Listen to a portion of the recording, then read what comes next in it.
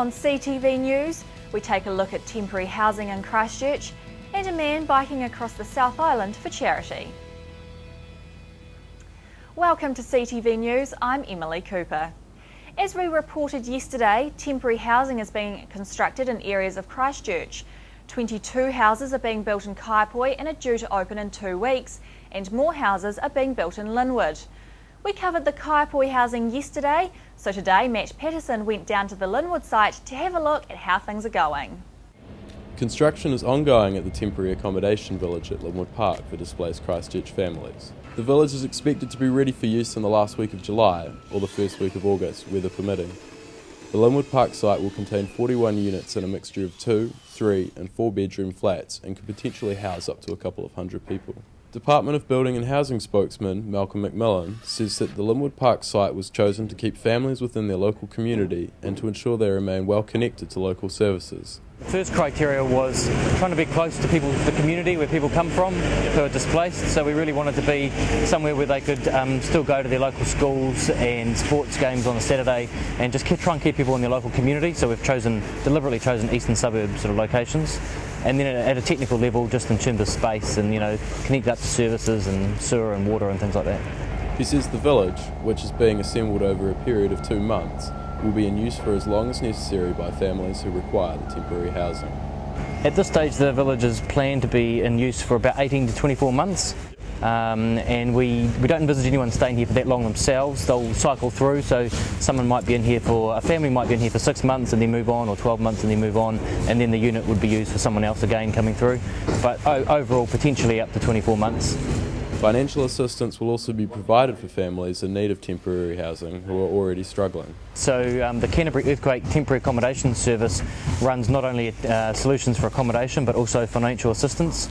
So these are rental properties, you have to pay a rent, and normally your insurer will cover that temporary accommodation cost, but where that insurance has been exhausted or it didn't exist, then you are entitled to financial assistance to help cover those costs. Provision has also been made at the temporary village for displaced families with pets. People can bring pets, yes. For many, pets are part of the family, so we're reasonable, we'll cater to pets. Each unit will have its own fenced section with an enclosed fenced backyard, so pets and children will be safe and secure. Demand for temporary housing is already outstripping supply, but McMillan says that the allocation process will cater for those families most in need. There are some criteria in terms of prioritising, but at the moment it'll be a sort of first in, first served, but clearly we're giving priority to those that have more urgent need, and people who have elderly and young children and those sort of people will obviously have a greater priority, but we're going to build supply to meet demand. He said demand will dictate whether more villages will be built, in addition to the village at Kaipoi and Rafiri Domain, which is still in the planning stage. Paul Brayley from Hawkins Construction says workers have been working around the clock despite the seasonal conditions to get the village up and running. We've been here since the 24th of May, and that's, generally it'll be till the end of July that we're finished. We can build a house. We did a show home in 10 days, but generally it's between 15 and 20 days to complete a house. Brayley says the construction effort at Linwood Park is also keeping local construction workers and tradesmen employed. We've taken on over 100 builders. We just have separate build teams, probably about 15 house building companies in here. Come in, they're given a house or 2 or 3 houses each to build, and it's worked really well for them, it keeps them all employed. And he says residents have nothing to worry about when it comes to the safety of the village. They're all multi-proof consented to where they can go anywhere in the country, and they're built to the latest earthquake codes for Christchurch, which is the new codes that come out in April this year. And what about the land? Has the land been surveyed? After the last quake we come in here and we got surveyors in to check some of these buildings where we had some liquefaction here, and it's all held up really well. Plus geotech engineers come and check the site, and it's got the good clean bill of health for that as well. The dome in Hagley Park began to be erected today for the temporary events village. The announcement was made at the end of May that a temporary events and performance space will be put into Hagley Park. In the next few weeks, temporary paths will also be laid and the area will be fenced off. The dome will be the first part of the Christchurch Events Village to be set up and will be used for Kids Fest, which will be the first major council event to be held in the dome starting on the 16th of July. And in September and October, the Dome will be part of a Rugby World Cup 2011 fan zone, where rugby fans will be able to watch matches live on the big screens. And the Mad Butcher, Sir Peter Leach, has raised $220,000 for Christchurch at the Midwinter Charity Auction Gala event held at Sky City in Auckland last night. Guests included broadcasters Tony Veach and John Hawkesby and All Black coach Graham Henry. Sir Peter Leach was in Christchurch last week and flew CTV staff along with other earthquake-affected Canterburyans to Auckland to watch the Warriors games. And in more good news for Christchurch, the government will provide the Canterbury District Health Board a special top-up payment of up to $16 million to cover extra earthquake-related costs. There will also be a further capital commitment for the rebuild of hospital facilities damaged in the earthquake. And the Red Cross has paid $1.6 million in grants to the relatives of people killed in the February earthquake. The organisation has received more than $67 million in donations for the quake appeal, and more than $48 million has been distributed to Christchurch residents. Along with this, an anonymous donor has given $5 million for quake-affected children in Christchurch. Coming up after the break, we take a look at the Christchurch Casino.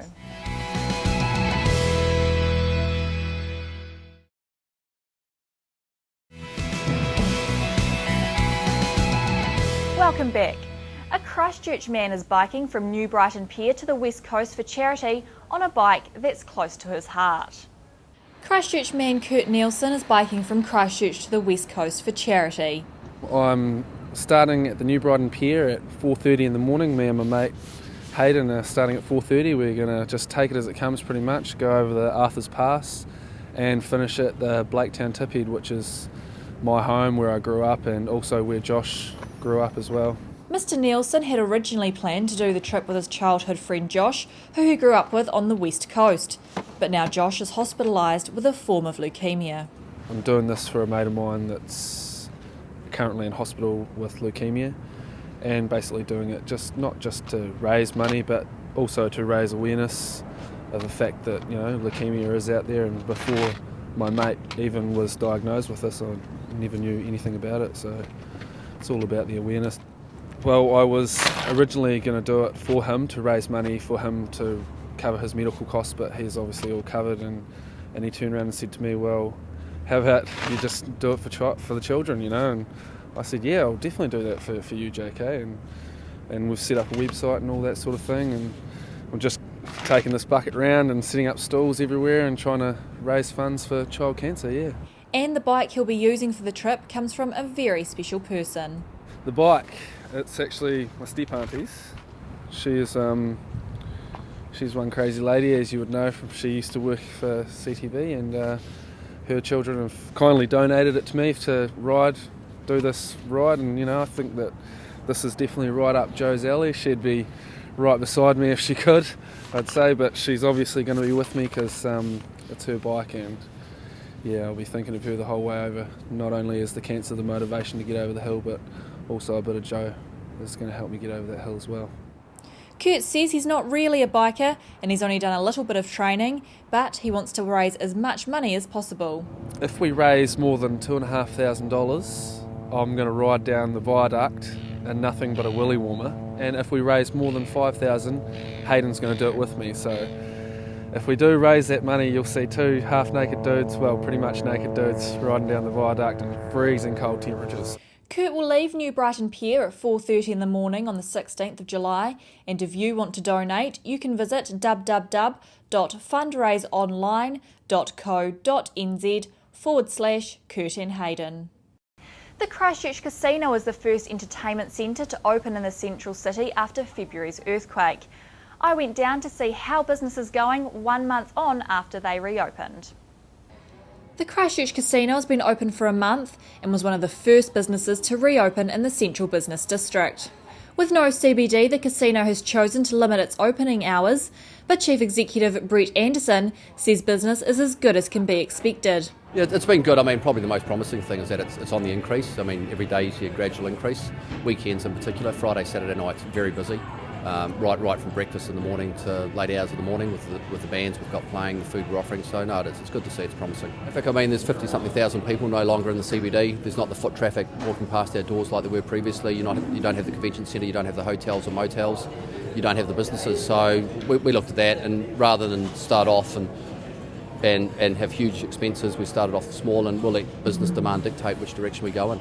Mr Anderson says customers have no issues with coming into the city. In terms of the customers, we like to think we give them enough reasons to come back into the city, and I think the numbers indicate that we are doing that. We are operating in a lot smaller market than there was previously, but in terms of what we offer, it is attractive. We had something like over 2,700 people through our doors on Saturday, so there is enough interest in what we do have to offer, but it's a totally different space. People do have to make a conscious decision to come in. Just the fence is a few hundred metres away from our entrance. It's not bright, there's not the foot traffic as such, so it's up to us to create that environment and create that space where people feel comfortable and welcome. He says there was never any doubt the casino wouldn't reopen in the CBD. In terms of the building, right from the get-go, we had the engineers in here, and we did surveyors, we looked at the levels, we had the geotech surveys done, and we were comfortable with the building. So then it was in terms of access, getting into the cordon to be able to start the remedial work, and then talking with Civil Defence, that was arranged, and that gave us that head start in terms of we can get the experts in here and get done what needs to be done. So when the opportunity in the environment with the fences down, everything, that allowed us to open within a minimum period of time. But no, there's no doubt in terms of whether we'd reopen or not. The main concern was the fact that you couldn't control, and that was the cordon and what the powers that to be would decide at the time. The casino chose to offer their over 500 full and part-time staff the option of taking a redundancy payout or taking unpaid leave. While some chose to move on, Mr Anderson says some are wanting to return, and those who chose to stay on are happy to be back at work. In terms of the employees, they're happy to be back at work. They've got certainty, they've got routine back in their lives, which I think is important for everybody, and that's what the experts say is needed in terms of people part of the recovery process. Christchurch police are appealing for any sightings of an Oxford man reported missing since the weekend. Edward Nagy, aged 62, has not been seen since leaving his home at Oxford on Sunday. He's believed to have been travelling in a grey Subaru Legacy station wagon. Sergeant Colin Stewart of the Rangiora Police says Mr Nagy has not been in contact with family or friends, and his disappearance is out of character. Mr Nagy is a Canadian-born New Zealand resident of medium build. He wears glasses, has his hair in a plait, and has 2 gold earrings in his left ear. Anyone with information on Mr Nagy is asked to contact Detective Sergeant Mike Ford on 03 363 7400. And police also want to hear from any witnesses to an alleged stabbing in Northcote on Sunday the 19th of June. Investigations are ongoing into the incident. It's alleged that a 26-year-old man was walking south on Sawyers Arms Road near the Papanui Working Men's Club between 3 and 4 a.m. when he was attacked by 2 men. One offender is described as a male Māori in his early 20s of stocky build. The second offender is described as a European male of skinny build with fair hair. Anyone with information can contact Senior Constable Helen Mahan Stround on 03 374 1720 or can contact Crime Stoppers anonymously. Coming up after the break, your local weather.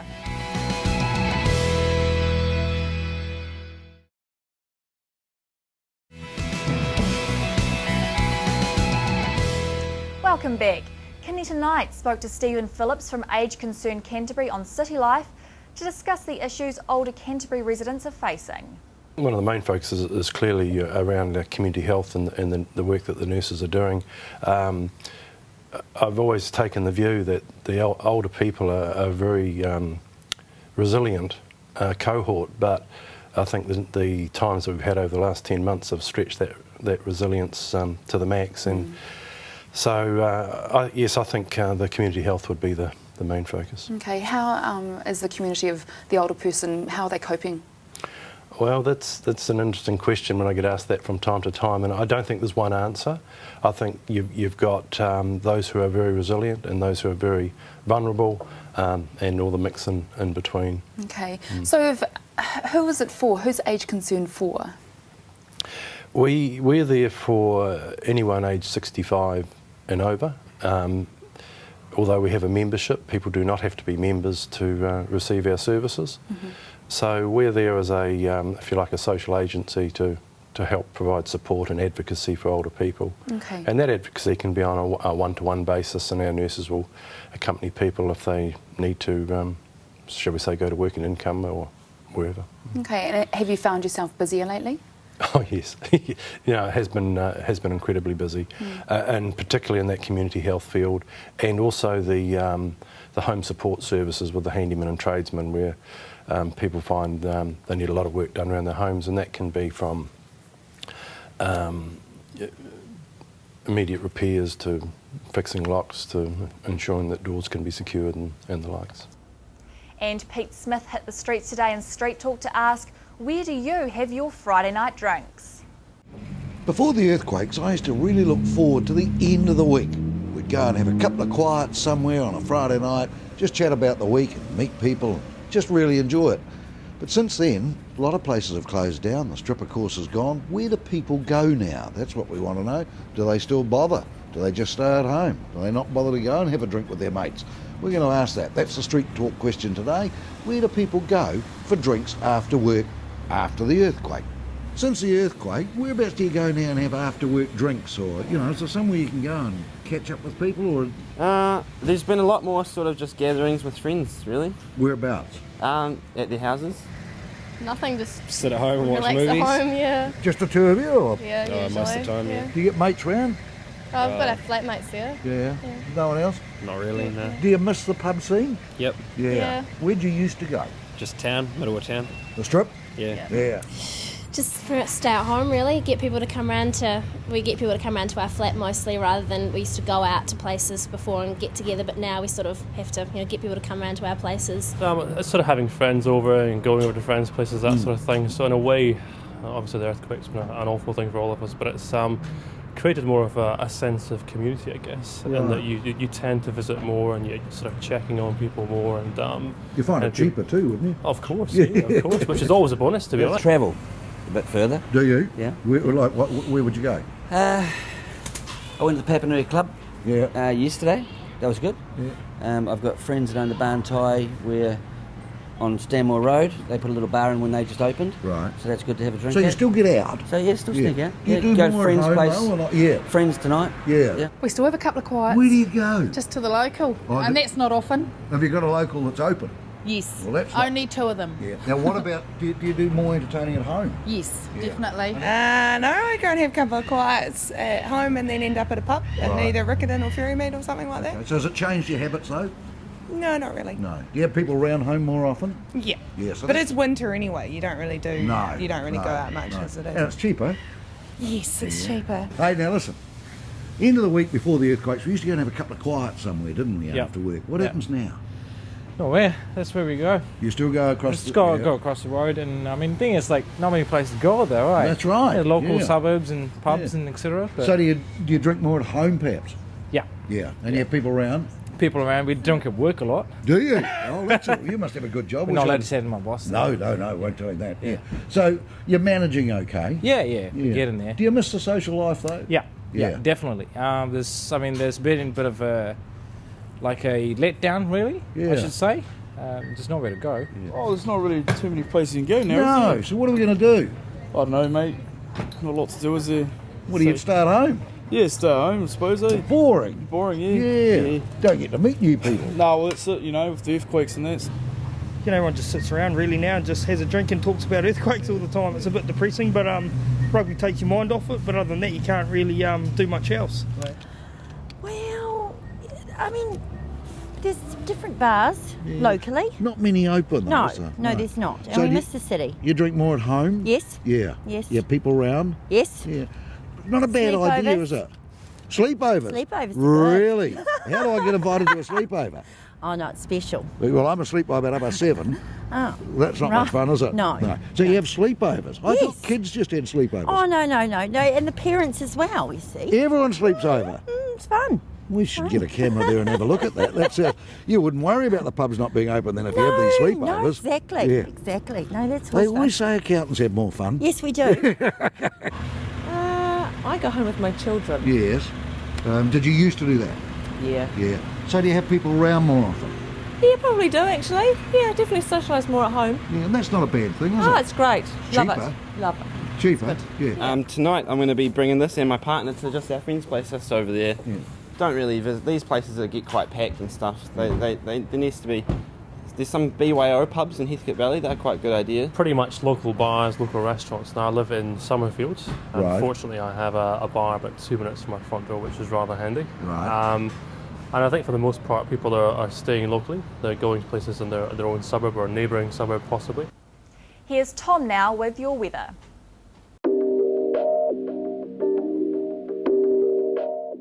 Hi everyone, hope you had a good day today. It sure was a chilly one with temperatures ranging from 5 degrees in Arthur's Pass to a high of over 13 in Greymouth. A cold southeasterly airflow eased over Canterbury today.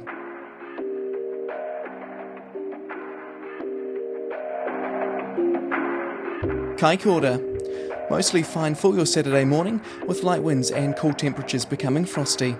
Tonight's low is -1 and tomorrow's high is just 11 degrees.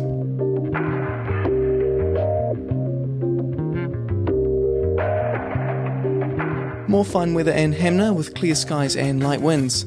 Tonight's low is a very cold one, -5, while your high is 9 degrees.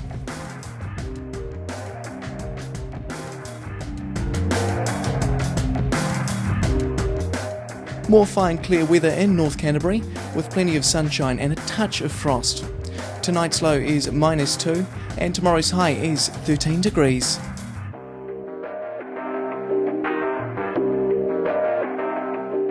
Fine and sunny with light winds for Christchurch too, ice morning and night. Tonight's low is only -2 degrees and the high 13.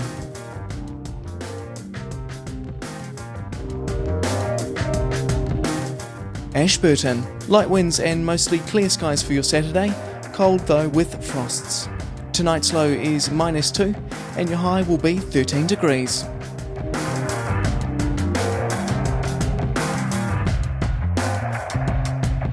Plenty of sunshine about in South Canterbury this weekend, but mind the morning frosts. A low of -2 with a high of only 13 degrees.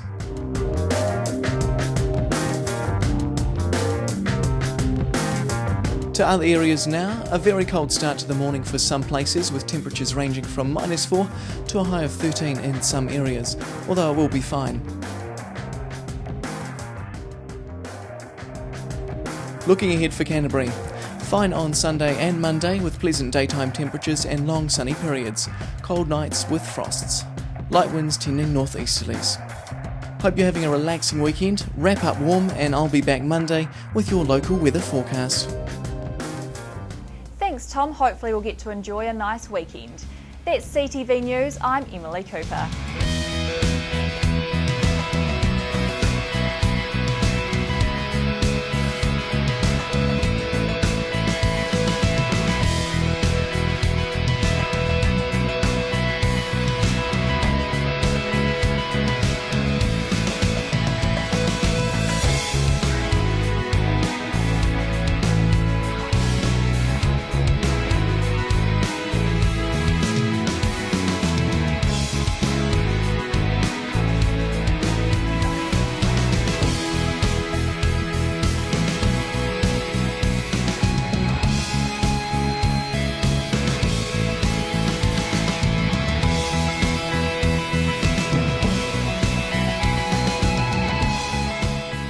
Supporting local content so you can see more of New Zealand on air.